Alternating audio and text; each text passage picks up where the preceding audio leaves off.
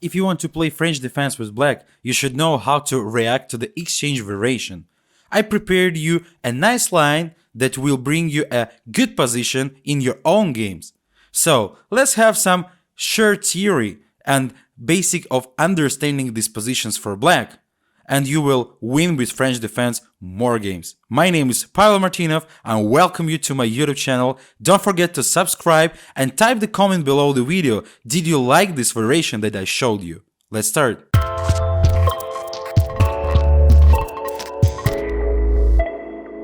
Exchange variation in French defense starts with e4, e6, d4, d5, takes on d5.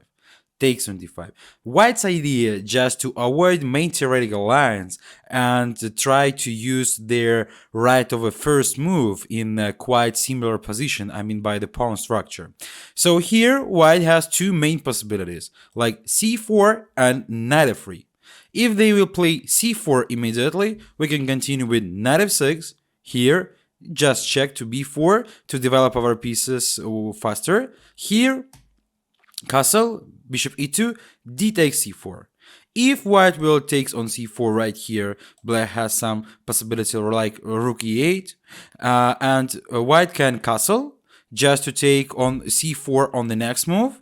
And after bishop g4 takes knight c6, we can see that the d4 pawn is under pressure, so this isolated pawn, bishop e3 defending, and this position is really good for black. So after some moves, we can see that it's no troubles for black at all. This pawn can be weak, and white, they don't have any serious attack right here to the black king that is regularly appears in the positions with the isolated pawn. So this position is 100% playable for black.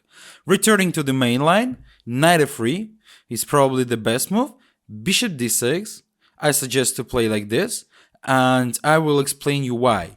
We are trying to hide this knight on g8 because we have a rule for black, amazing rule for black in exchange variation, that if white goes with knight f3, we are going in opposite to the e7.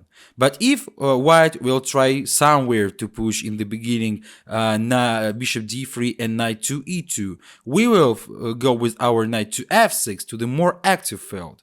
So this rule can really help you to understand where to place this knight, and this rule is going from the practice, French defense practice. So after this move, white can play c4 or bishop d3. So the main line is c4, and let's start with c4. After c4 takes here, again we are going back to the position with the isolated pawn. Knight f6 right here, because with isolated pawn, this knight on f6 is more active than on e7, and we need to place him on f6. And when we will return back to bishop d3, the other main move, we will see the knight e7 immediately. So here, knight c3, normal move. If white will play active like knight e5, trying to create some maybe treatments here and make black develop uncomfortable, yes, we can go just knight c6. We are not afraid of doubling these pawns because we have dynamic factors like two great bishops, and the rook can go to b line to make some pressure. And we don't need to forget that d4 pawn is isolated as well, so it seems that this pawn is weakness already. Knight c3, rook e8.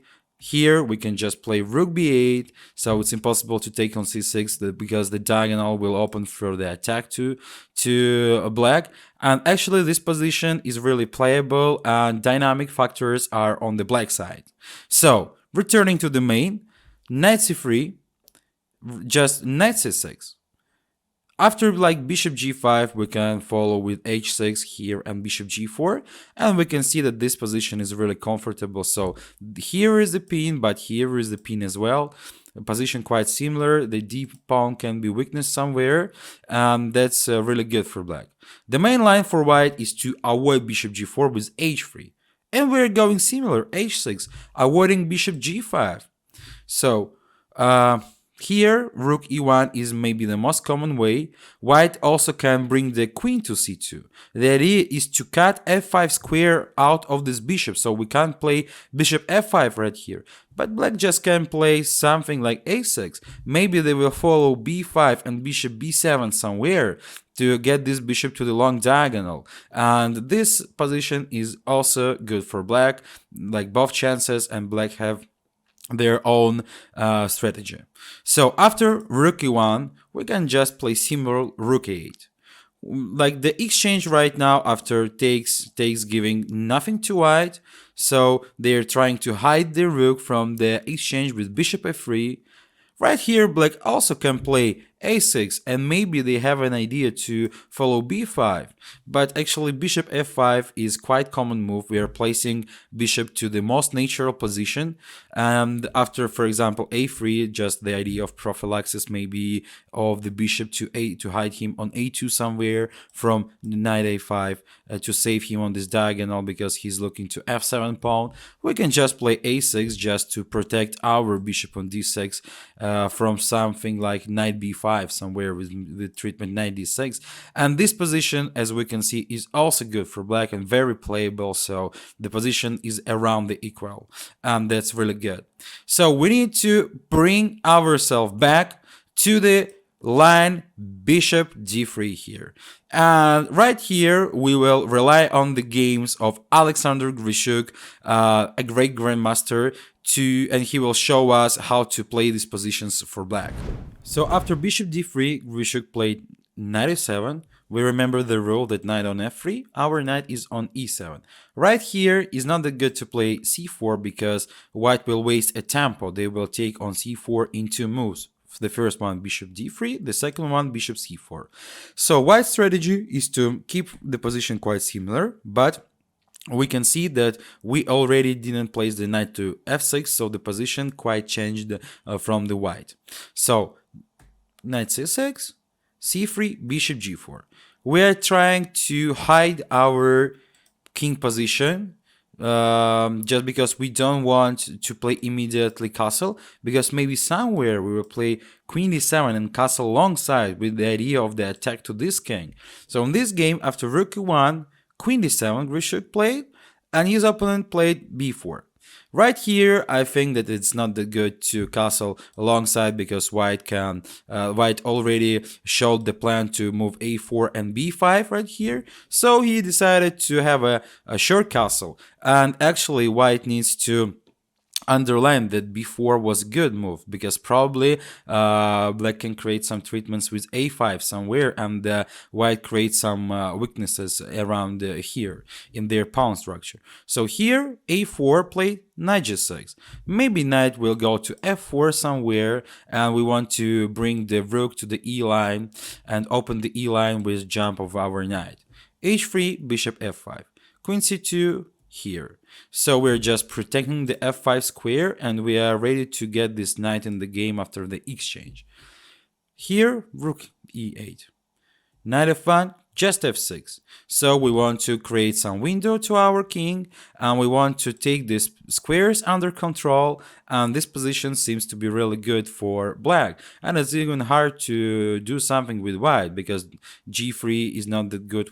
We can take even by our bishop to g3. The position is quite equal, so Grishuk opponents decide to exchange to this endgame, but as we can see, like after a5, b5, knight e7, this is quite good for black because we will follow with king f7. These pawns can be attacked somewhere actually. So this endgame is around the equal, and Grishuk actually won this game in a great style. So let's go to the second game of Alexander Grishuk. Again, after bishop d3, he played knight e7, bishop g5, trying to make some pin, but in these positions we have somewhere f6 to avoid this pin because our knight is not on f6, he's on e7.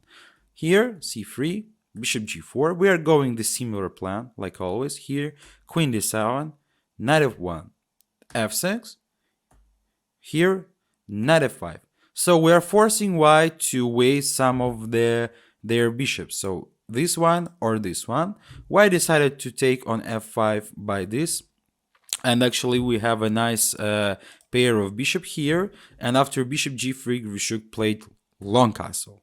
In this position it can be so. Here, knight f3, here. And actually this position is really good for black. I don't see anything bad in their structure, and Rishuk actually won this game in a great style. So here, and this position is really around the equal. He won the game. So as we can see, if we are returning to the beginning, our idea is always quite the same. We're going with knight to c6, bishop to g4, queen to d7. After we need to decide what to do with our king, short castle or long castle. And we have a nice positions for our pieces like knight g6. We can avoid a pin after bishop g5 with f6 somewhere. The strategy is quite clear. The position is good and solid for black, and I recommend you to follow this variation if you will face the exchange variation in French defense. Learn French defense with me on my YouTube channel. Don't forget to subscribe to my YouTube channel, play chess, and get good results. Have a nice day.